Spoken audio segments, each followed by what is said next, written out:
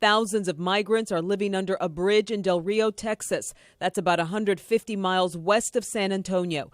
Most of them are from Haiti, trying to seek asylum in the United States.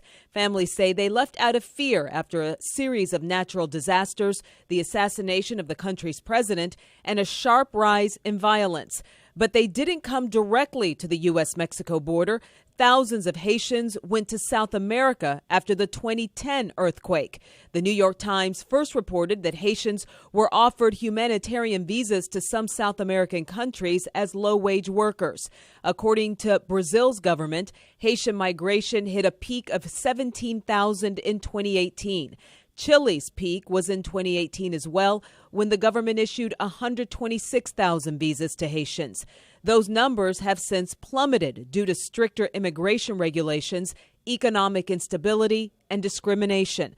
So the Haitian migrants travel north through Central America and Mexico, trying to reach the United States.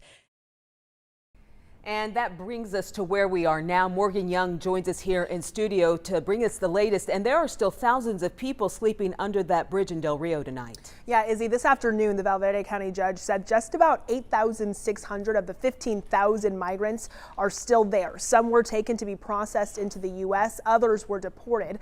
The situation is being called a crisis, with a debate on who's responsible. But what cannot be argued is that the images of what's happening at the border are hard to see. And for some, they are triggering.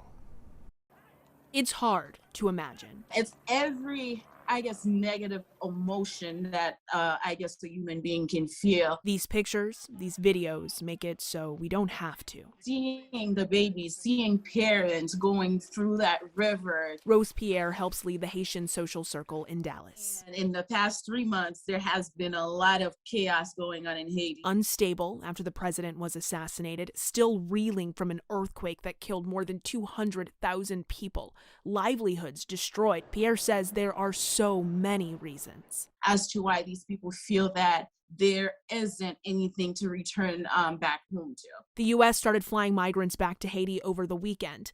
Governor Abbott blames the current administration for all of this. Failure to enforce laws that exist in the United States leads to chaos, and chaos leads to inhumanity. Inhumanity. It's a label being hurled from around the world after these images. Seeing a man, being whipped by a white man on a horse, it reminds you of the plantation. A hard mirror to face. The Department of Homeland Security called it disturbing and launched an investigation.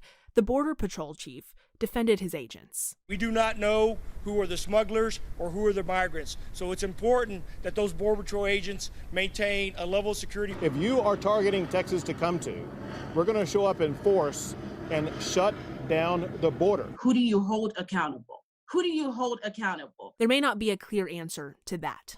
What is clear are these images of a hurt that we likely cannot begin to imagine. In Dallas, I'm Morgan.